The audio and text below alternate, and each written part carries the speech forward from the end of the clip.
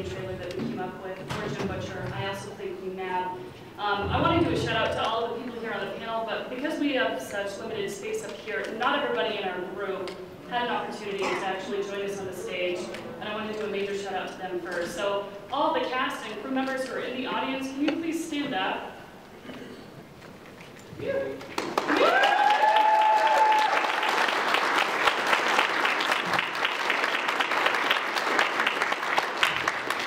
have Kitty Krell here as our lovely Lenon Shi. We have Brian Carpenter back there, who was our awesome Toot Toot. You haven't seen him yet, but he's going to be soon released.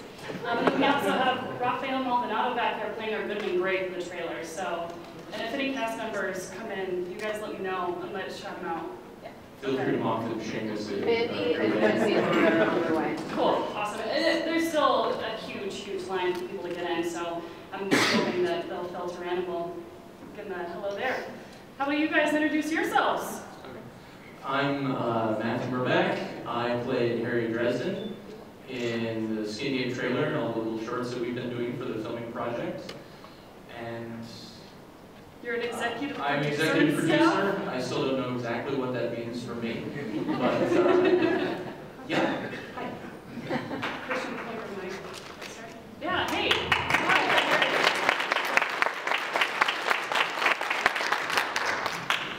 Hi there. My name is Christian Kennedy. I'm the director for the Skin Game trailer and also for all the Dresden Files fan filming stuff in the Dome. I also do a lot of the art direction on it as well. And I guess I'm also an executive producer, which I think we all sort of fell into. But, yeah, that's what I do. Cool.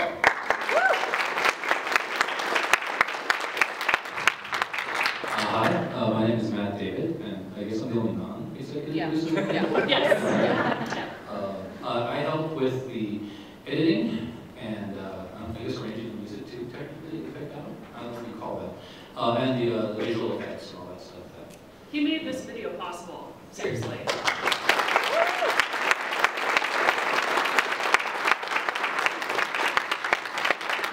All right, so that way everybody's on the same page. Let's watch the trailer.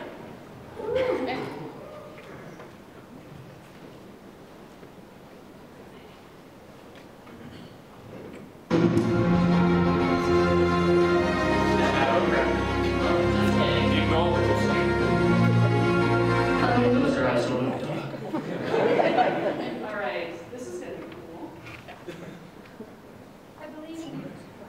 I believe fairies.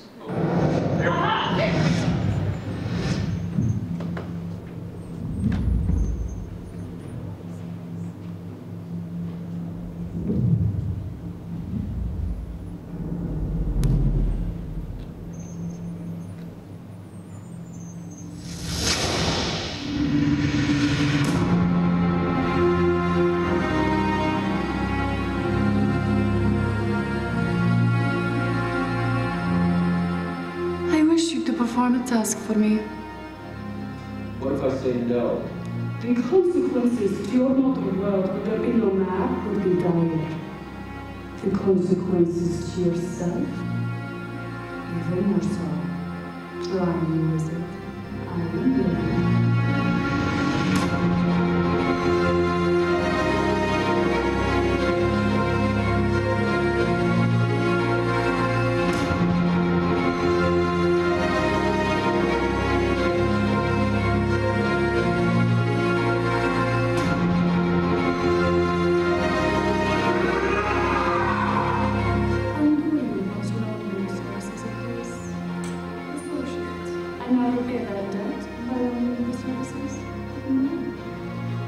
Wait, what? Each of you brings something to the table. We will reach our final destination.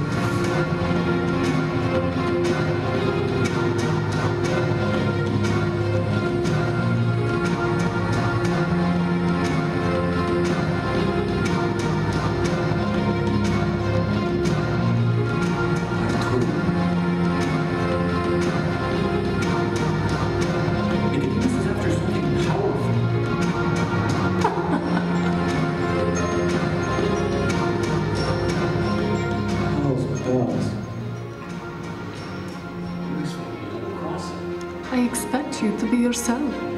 I I trust you. Maybe you shouldn't. Maybe I'm a big girl who can make up my own mind.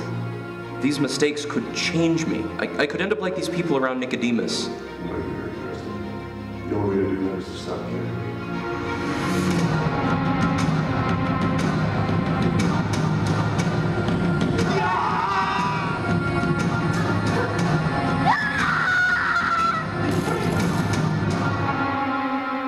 Is that a bazooka? Can I play with it? No.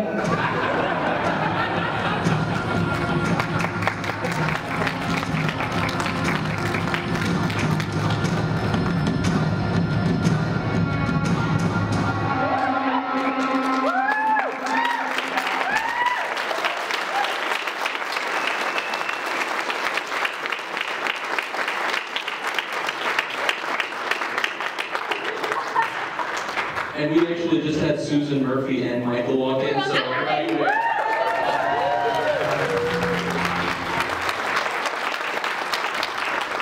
And then we'll just put out Ebenezer, Bob Mask is standing back there looking all Captain America.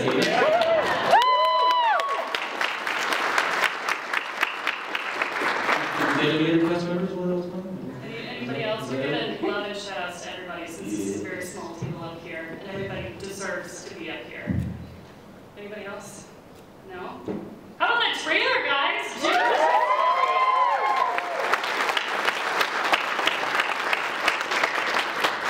All right, thank you everyone for joining us today. We're actually super excited to be here to be presenting our material and be a part of the Real Heroes Filmmaker programming for the Denver Comic Con. So a part of that means that we have to do something instructional. So we wanted to talk about basically the making of the Skin Game trailer and how this all kind of came about. We'll be taking questions at the very, very end, so get those ready and come up with things you'd like to ask towards the end. And yeah. Oh, maybe. So let's kind of talk about our background so that way you guys know where we're coming from moving forward. Chris and I have been making films, not good films, for the last 10 years.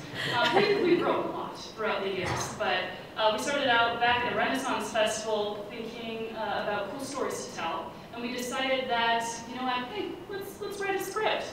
We wrote a vampire script that was incredibly cheesy and horrible, and going back years later, it's kind of embarrassing. But from there, kind of grew into making short films, kind of getting our footing as to what genre we wanted to go towards, which is more of a fantasy, sci-fi base. And we've been cranking out some really good films over the last couple of years.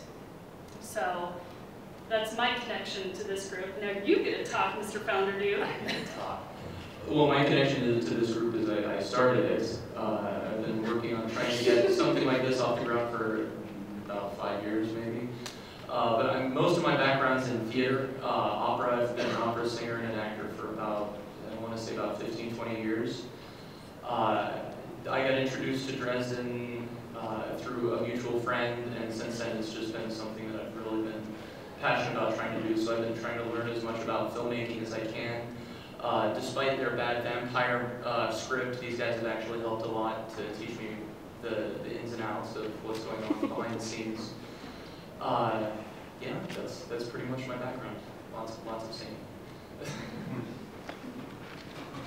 So she just explained a lot of my background. It also happens to include around the time we started doing the film, and we all got into costuming with the Renaissance group that then evolved into cosplay, which then evolved, since we're doing filmmaking, into lots of art direction. So it's kind of where I found my footing, was actually an art direction angle, and kind of how to come up with characters based on wardrobe and what the set looks like, and I really enjoy coming at it from that direction when I'm building characters and everything. So, kind of like history into that.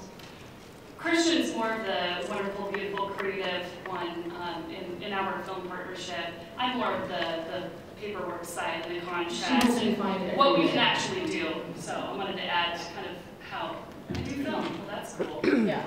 Okay, sorry. So my background has pretty much nothing to do with anything that I've done before this. I'm like an IT guy, and I have had experience in and sound and stuff. Not all kind of does play a role. All the effects and all that stuff like that kind of came from a passion for doing it. So I just have it on my computer. I've been tinkering with it for the last 15 years and making little things and loving it. So that's me. Cool.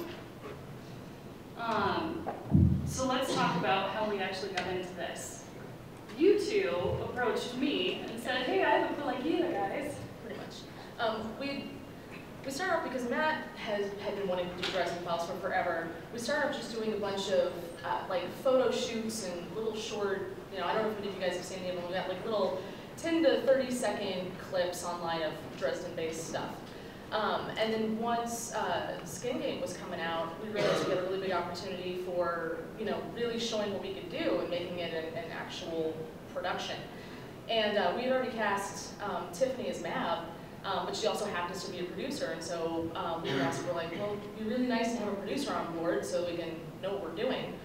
And so we asked her to get together with Jim and hopefully get on the same page and see if we have permission to even do it. Thank goodness Matt knows Jim.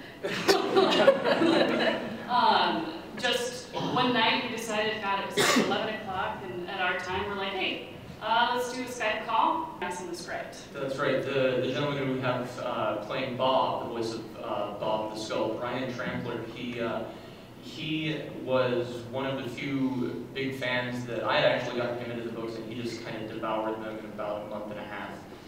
And I said, you know, you have a little bit more experience than I do writing scripts. I've just been tinkering with it. Why don't you read through the book? Let's just pull some scenes. And I think we ended up in the beginning with about a 7-page trailer, because who all has read the book actually here? Who all has read Skin Game? Okay, everybody. So I'm not going to spoil too much stuff. But you know, there's certain scenes with parkour that we wanted to put in there. You know,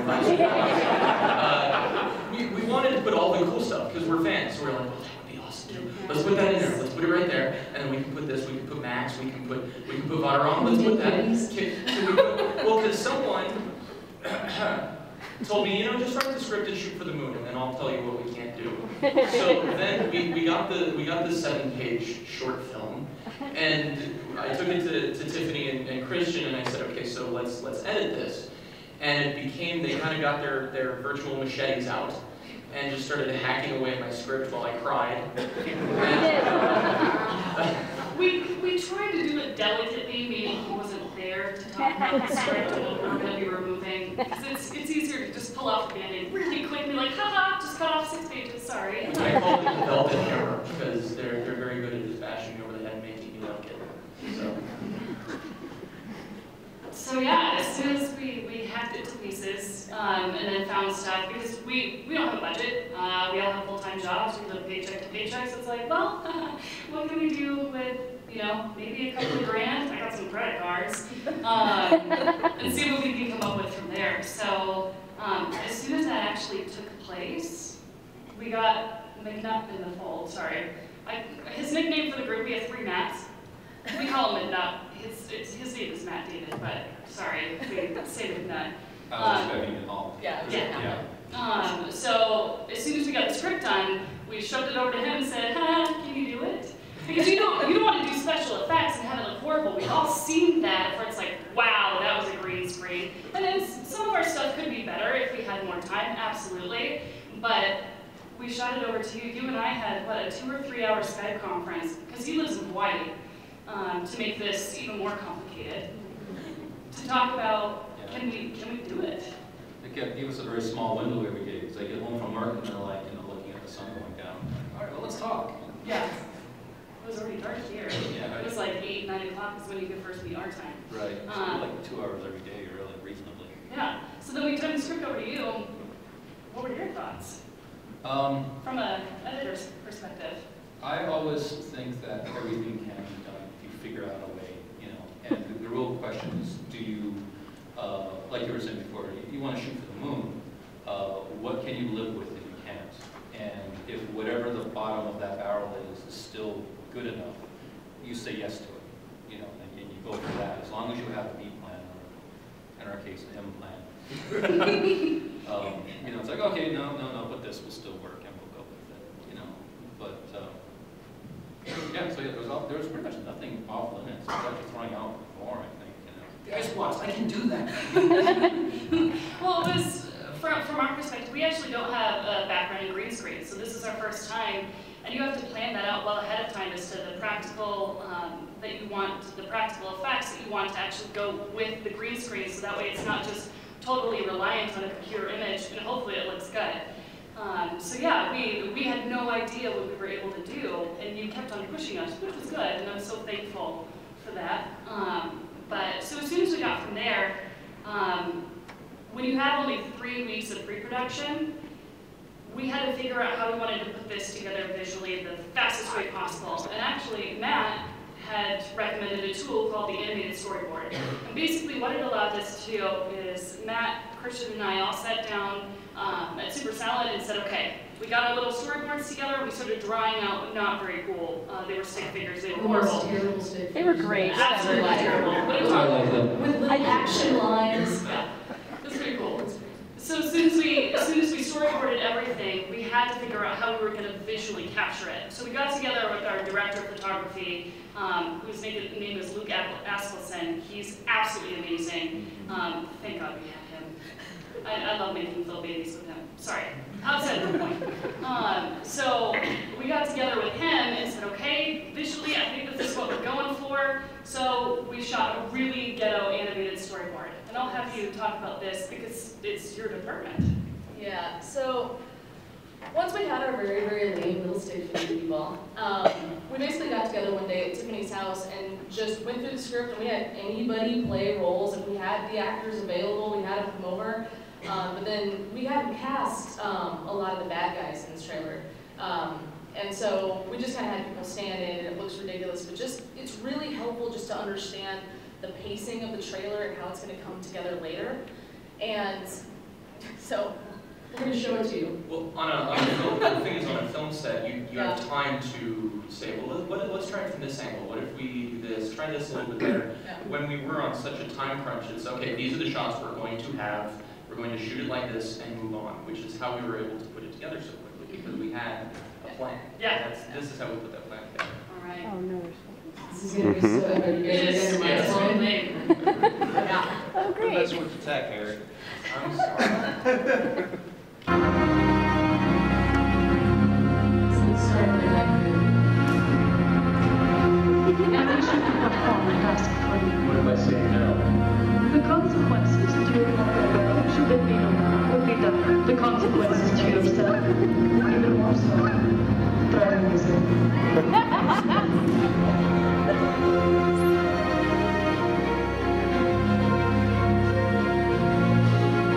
I knew you once known in the services of his associate.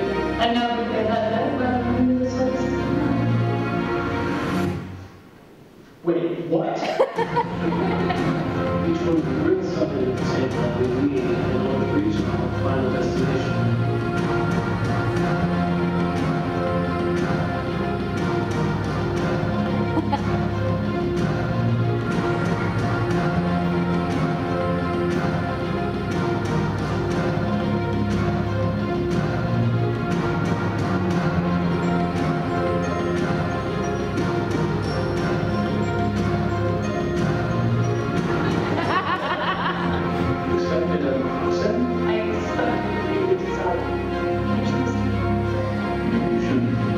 Maybe I'm a big girl who can make up her own mind.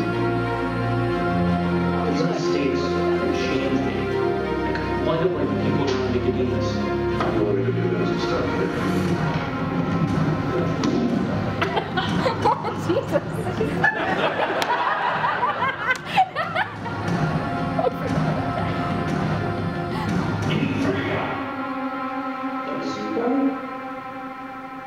Can't play with it? No.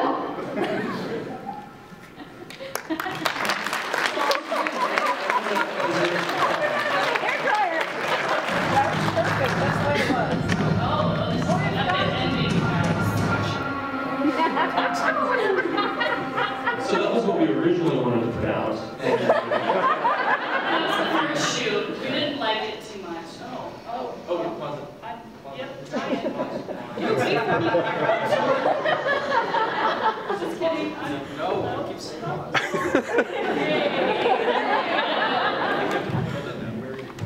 said pointed in this three-section area over there. So yeah, that was our awesome pre-production tool, but it gave us the opportunity to figure out exactly the angles that we wanted to shoot this from, and really get a good idea of what we were going for, because we had no pre-production time. You can't figure it out on set when you have 2 hours at this location. So we put out that awesome piece of magic you just saw. So then from there it was, oh yeah, we got a cast. Yeah. So I'm in the process of reading the Dresden Files, and I'm digesting them as we speak. They're amazing. So these two had the most idea of what they wanted out of the characters, and kind of to the letter of the law when it comes to, okay, we're going up against a whole bunch of expectations on what these people look like because they've been living them in their, or seeing them in their brains for the past 15 years, you know. How do we do that? How do we do that?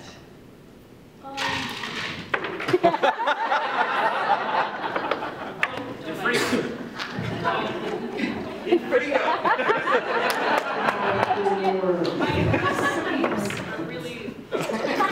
It's clever, it'll be fine. Okay. So this is what I do when I don't know what to say in front of large groups of people. I just have Matt who's still next to me. Takes all the pressure off. You look cool now, though, right? It's nice. Cool. No, okay, so casting, and this is incredibly cliche, and it is so, so true. You do 90% of your work when you cast the right people. Seriously, as a director, I don't want to get on set and have to be dragging somebody through the same dialogue over and over again. And I know that sounds like, you know, duh, of course, actors act. That's what they do, you know? But there are people who are more naturally right in a role. I mean, you can help yourself out in casting. If you find somebody who, I mean, number one, if they're a great actor, you know, with finding the emotions, but number two, if they're practically the character to begin with, which is, I think, what we've lucked out with on a lot of these roles. Has anybody seen Mandy? Stand up. She's made quite a name for herself. I'm still standing, I'm sorry.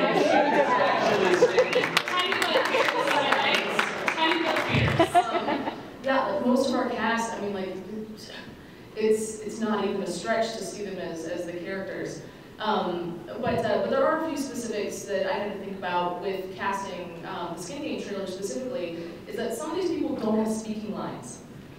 So you have to, when we're finding brand new people, I can't even just give them dialogue to run through because it doesn't matter. For the one that's actually frozen up there right now is actually for our actress Bianca, who played Anna Belmont. And what I did specifically for her, it was a physical audition because, you know, we got to be able to tell in 5 seconds if she can move on screen. And I don't know if you want to show it. Yeah, sure. You guys want to see it? What I had to do is I just had her do I wanted to see her visuals. So I had her do an entrapment style. I wanted her to get across the room like there were lasers.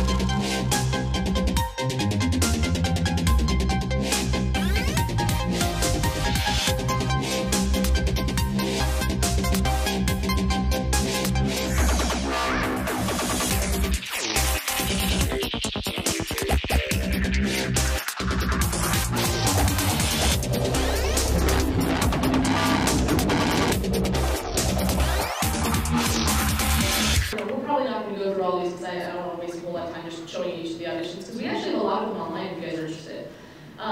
But just on examples, for Chase with Butters, the thing I wanted to see out of him was I need to see depth and humor. So we both. I can't just have someone who's a comedian because they're a funny guy. I mean, it's important, but it's not all I need to see because this character goes so far.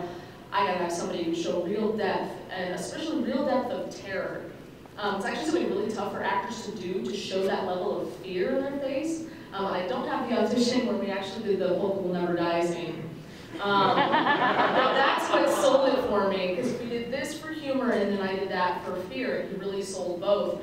And you want to find an actor that has that ability to really let go of themselves and isn't afraid to look stupid, or when you're afraid, you do not look pretty.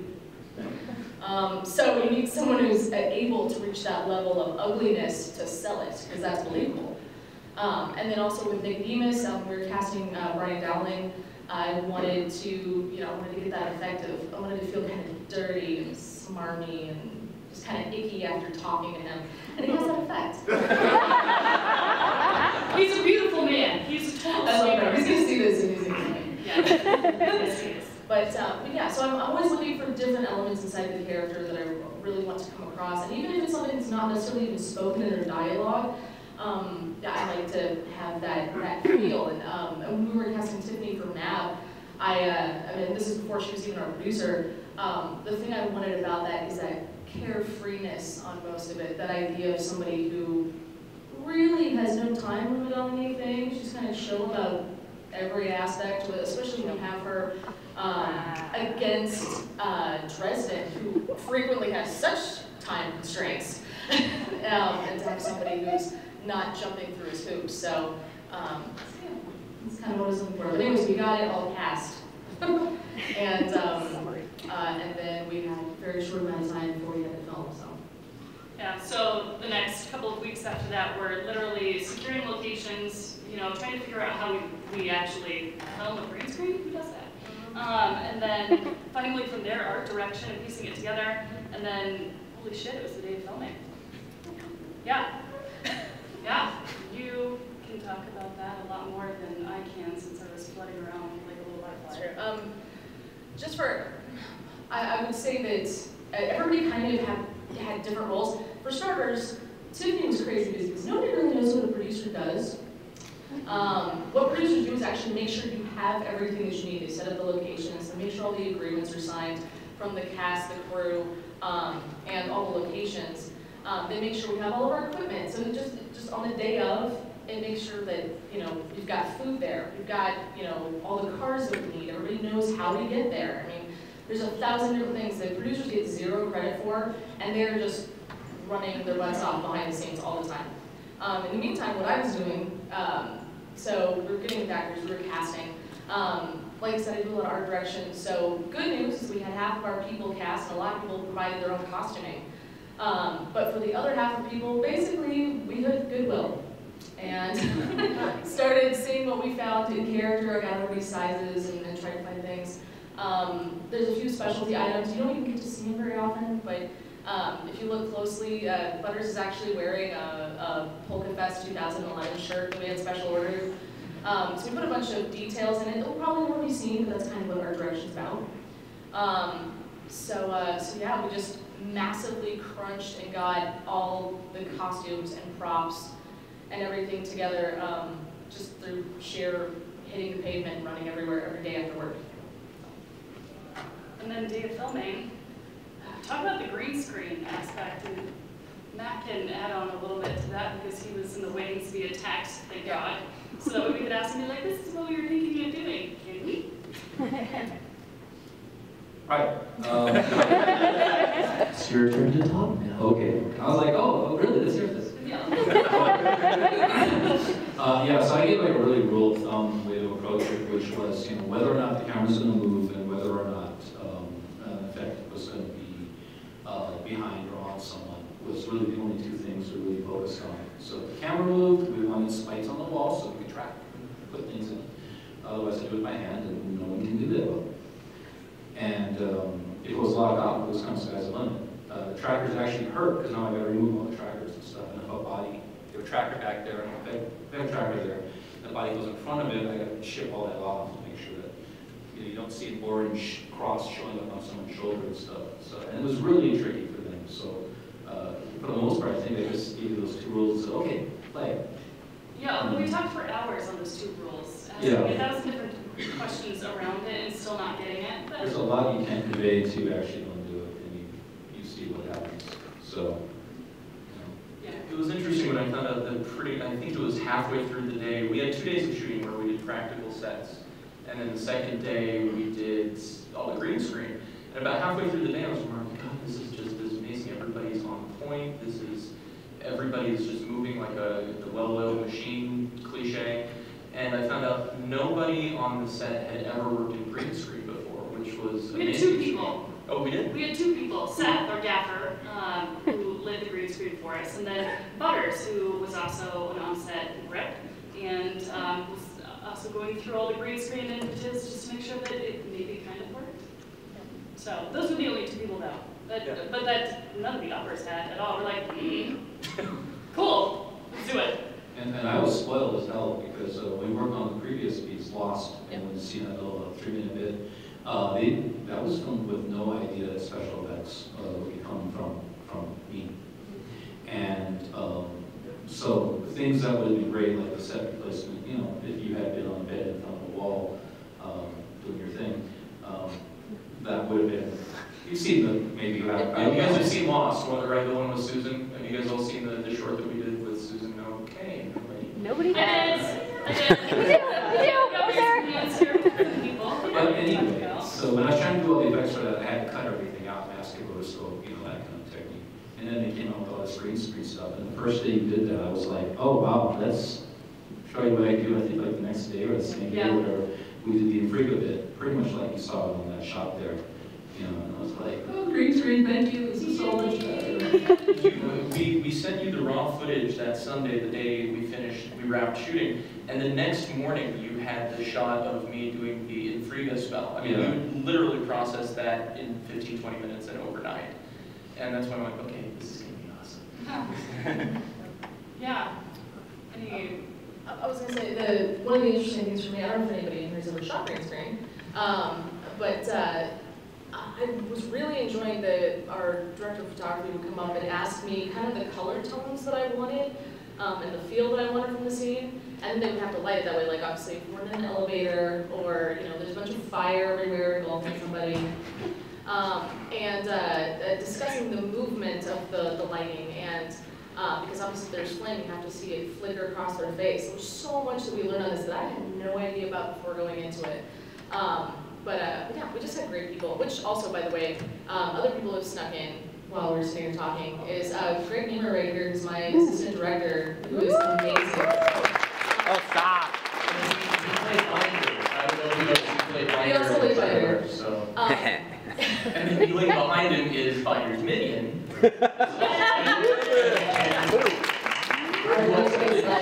He did the makeup, he did the Dresden scar and all the blood and the gore and the trailers. So that was because we're small crew, we have a lot of people that wear a lot of hats. But anyways, except me, Dresden doesn't wear a hat.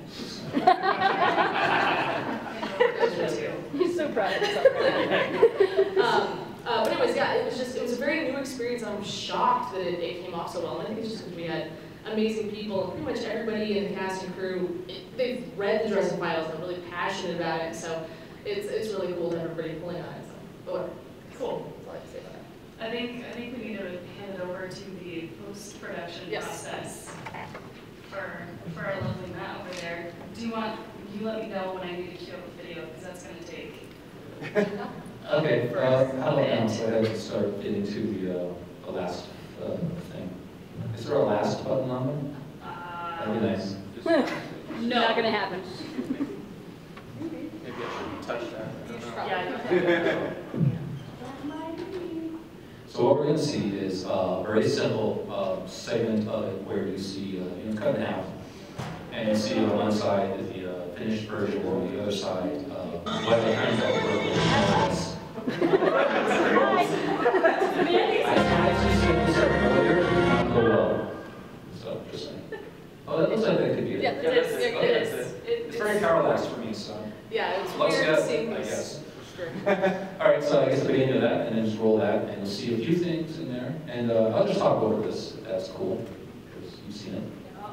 Here we go. So you'll notice some things like how it shows the color.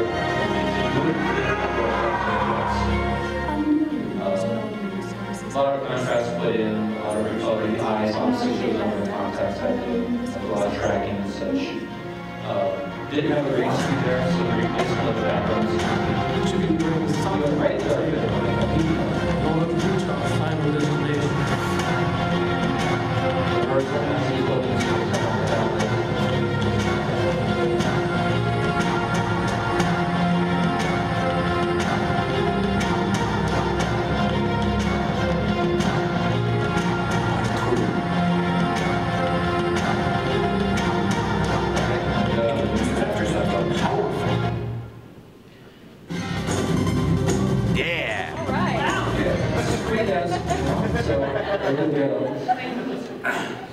All right, so video effects, no surprise, is a very slow process. So we had a lot of talking before anything pretty much ever turned up, and I just started creating whatever crap I could get on the screen as fast as I could, just to show them this is what's possible, this is what's doable. A minute ago, we showed the animated storyboard, and Nicodemus is walking at the very end of the surprise section, and he's doing his hands on a fence. You know, the fence wasn't there. That was just dropped in to say, look, we can add stuff in and make it, you know, part of the shot. And I was just trying to create like a menu of things for everyone to like think about when trying to shoot this, because you worked with me a little bit on a lot, so I still think, you know, as much as was possible. So I kept trying to break the boundaries. That's why when I got the green screen footage, like the next day, it's like, look, this is what you can do, and you guys did it all up so well. So, and then after that, it's really the performance. And for anyone doing effects out there, I am not a professional, but still, I want to give you my opinion. I think that the effects should match the actor's performance. The more somebody reacts to something, you know, the more that something can be there and do what it's doing. You don't want to disconnect. The giant bug that's going, ah, and so it's going, oh dear, you know, it doesn't sync. This doesn't read very well. So you remember when, is it Jace? Yeah. Okay, so Butters. You remember that shot with the gunshot on the ground, the smoke and all that stuff, where he dies. It's like about a second and a half long or something like that. The reason I could put all that crap in there and make all that noise was because he just did a suicide run, diving into the ground. You know, and it was this big moment, and it was like, yeah, all these guns and bullets and all this, that was like what he's running from, you know, because he gave such a big motion. It's one of my favorite parts of the whole thing, you know. And that took like half an hour to do, just because he did all the work. I just had to keep up with him, really, you know. And a lot of it was like that. I was making special shout-outs to, I think, Evan, because he did like 100 different little stands for being the clone. And he gave a lot of like looking and movement, and it was it all worked together. Because if you were to watch it slowly, which you won't, but okay. But when one guy looks, the other guy also kind of looks at what the other guy was looking at, like it got his attention and stuff. And because he put all that in there, he was very consistent with it. I was able to build, you know, when the guy pops up, when the next mini pops in, everybody else there was enough of that to react well to that happening, you know. And also kudos to you as you're just, you know, getting all that. But I had a lot to work with, you know, to build all that. We were bummed that you didn't use the shot of Evan's minion staring at the wall and his back turned. I just wanted to tell you that. That was awesome. On the day of filming, it was just a funny about 20 minutes to a half hour of Christian going, oh, now look bored. Look at your hands. No, don't look at your hands. Just look at the other guy next to you. Like, you don't understand what he's doing. And I actually have a background video of just watching Evan step to the side, be something else, step back to the other side, step back. He was doing a little Macarena. It's pretty funny. And nothing was throwaway. It was all really good stuff. Yeah. That's one of my favorite parts. But the real big challenge was when, whenever they say, okay, let's add a half second, let's say off a half second, or whatever, because it's the music. You can't just half second music cut and keep flowing through. So it's like, okay, it's a domino effect. Now this has to move over, this has to kind of fit, this has to go here, maybe I have to make it in part, you know. So to get through all that without losing my sanity, what we did was we kind of, I think, really locked down the final edit so that they could go, okay, no more changes, which we still changed. Not their fault. Okay, remember the opening with the words? Ooh, you know, that little, that wasn't there. The opening was the city zooming in, you know, and stuff. And I was thinking, oh yeah, right, city zoom in, and then we get to see Harry, ooh, and then Matt, ooh. You know, that's how I was thinking it. And I was sitting there making those noises for a while. But no, we had some back and forth with Jim's people, and they were saying we'd like to have these words in here, you know, we'd like to be clear, this is not a movie, this is a book, and things like that. So it's like, okay. And which was really good, actually, because it made it more succinct. Yeah, and it actually transitions nicely to the last part I was going to say, which is, so I went out and I found the right templates from something called videocodepilot.net, and I found stuff that looked right, and I manipulated it into those words and everything popping up, and when I finished, I was like, oh, this is going to be good for the new opening and stuff. So, but that was like the day before we gave it again. We gave it and we gave a few versions, and then I said, any words? I'm like, okay, words. So that's how that came about. A lot of texting. Yeah, typing. those are her texts. I copied and pasted her text into the program. I wrote that. Junior graphics award right there. And so the last thing was to make that deadline. I couldn't model all that in that much time. It was not going to happen. So the way I did it, this wasn't all about what's my skill as a VFX. This is all about what can we get on the screen as fast as we possibly can. I cheated everywhere I possibly could. I mean, I have a city generator that we have. So, you know, okay, generate a city. There it is. You know, I didn't make each building and all that stuff, and then tweak with it, put sun in and all that stuff. But still, that's why it was there in the animated storyboard. You know, that's why there's a lot of effects in there, because we talked a little bit beforehand, and I started just making effects. I said, this is kind of what we will see, you know, and it turned out to be about what we did see. But I stole as much as I possibly could from free stuff. You know, the treasure rooms, you know, there were like some Roman model that somebody else did, and they pulled it in and stripped everything out I didn't need, and recolored it, and popped it back up. So again, for all the effects people, grab all the free stuff you can. No, the real credit I'll take for myself is I know how to take it into a modeler and start messing with it, repurposing it. Otherwise, you're stuck with whatever somebody else made, and you lose kind of a lot. It doesn't feel right. But yeah, so steal everything, you know, and at least for a mock-up, at least just to see what's going on. You know, I didn't model the nice, beautiful women there, you know, even though people were like, oh, what does she look like again? You know, the most recent part of the whole thing. And yeah, and then I was able to kind of slap out what I did because, you know, no ego, just, you know, when you got something, take it. You know, somebody made a fire tutorial right before we needed fire. That's right. Yeah, so I'm like, all right, you're mine. You know, it was a sun thing from Andrew Kramer made a video called good stuff. A big sun thing. So I pulled the sun out of it, I kept the fire, and I said, okay, we got fire, you know. And the best part is Luke's filming, you know, with all the slow-mo stuff, you know, it's like, oh, lovely. So I'm going to slow my fire down and all that came together. I think it was one of the favorite effects, you know. Yeah. That and Butters, too, are like my little highlights. Your two favorites? Yeah, my two top #1 favorites. And that's it. Cool. So now that we've met our real heroes, filming your programming requirements, let's talk about bringing the Dresden Files to life and ask any questions you guys want to ask. Yeah, so there's actually a microphone if you guys wanted to make a line or raise your hand, or we can do whatever we want to do, however we want to do it. So. It's our panel, we can do whatever we want. That's right. How's it going? Just out of curiosity, I was wondering how much was Jim Butcher and his people involved in the project? Did you have to say, here's my unedited, no special effects piece, here's with the special effects, here's the final product, and their involvement in having and getting Jim Butcher's permission on his IP? That's an excellent question. You just said, it's free, take it and like it. Yeah, that was what happened.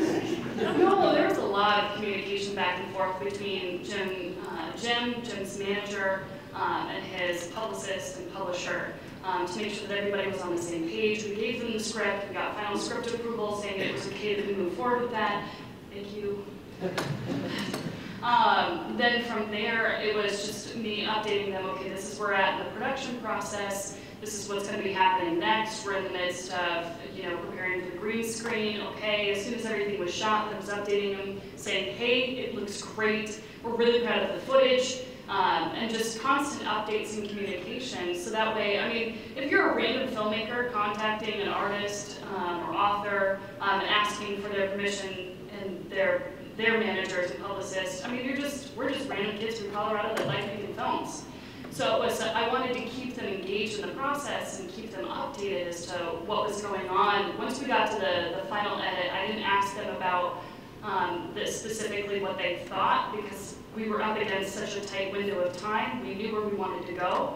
And it was, hey, let's just commit to that, let's go for it, and if you like it, great, and if not, we'll figure it out. So yeah, that was the answer to that question. The lovely targets of the microphone. First time come, long time fan. I was wondering now that, so I've been following you for a while now, I've been sharing with my friends, and next thing I know, a month or so ago, I saw on IO9, the Harry Dresden fan filming, and all my friends from all over the country were like, oh my God. So what's next? What's the next move for you guys? So ideally, and this is shooting for the moon, we want to get the rights to make features for these. By fans, for fans, I think is our...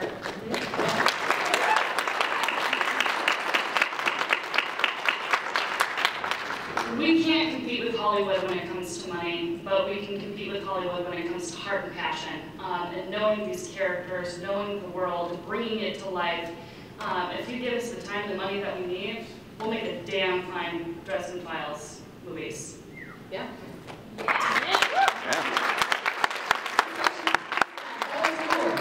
How long did you practice that? No. Next question. All night. This chart just kind of stole my thunder. I was going to say, well, since we've seen the trailer, we'll expect to see the movie in, what, 3 months? Yes. Are you funding us, sir? Yeah. You have the check ready. I would actually watch it. Oh, okay. Well, yeah, that's what we were hoping, is that people would watch it. If we did do anything, we would absolutely do a Kickstarter, because there's so many fans who have talked to us and made comments over the last several months of, where do I give you money? To us, please. Kickstarter. And the next artist.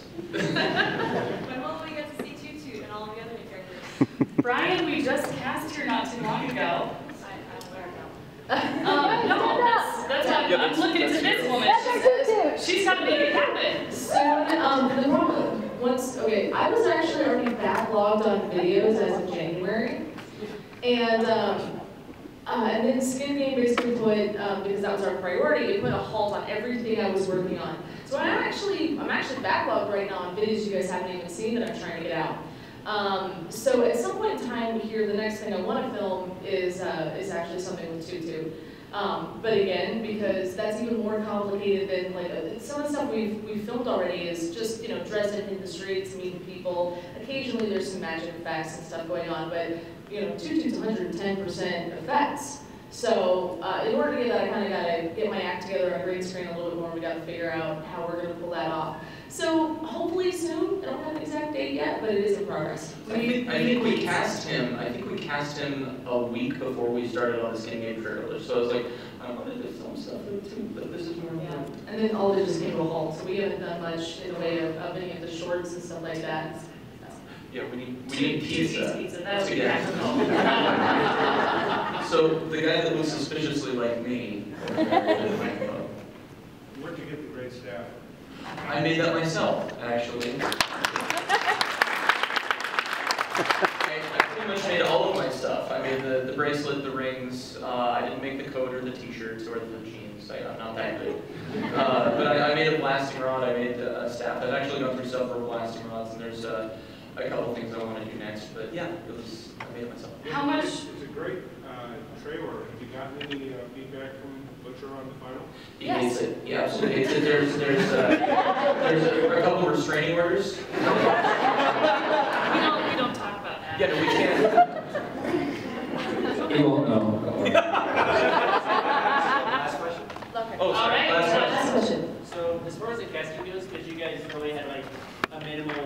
So how did you like get the word out that you guys were making this kind of a fan trailer and get actors that would fit these characters, because they are very, like, they have a lot of history behind them and a lot of features, and so you got to kind of get that right if you want to make a good trailer. We're all cosplay nerds. Yeah. So there's a beautiful community of them here. Well, we've been doing film and theater for a while, so we know a lot of the local talent. And so, you know, we did do auditions, and we got it pretty much narrowed down to about like 3 to 5 people that we already knew that were like, oh, you know, so-and-so would be really good for this, and you know, this person looks like this character. Which is the reason why we don't have a Thomas. We don't know a Thomas. I'm sorry. That's the only reason. Anybody know anybody that hot?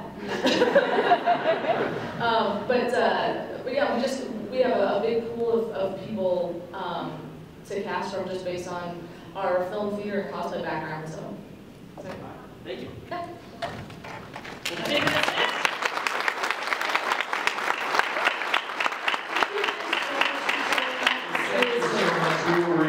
We're really concerned at 10:30 in the morning, it's hangover o'clock, nobody's going to show up. Oh, yeah.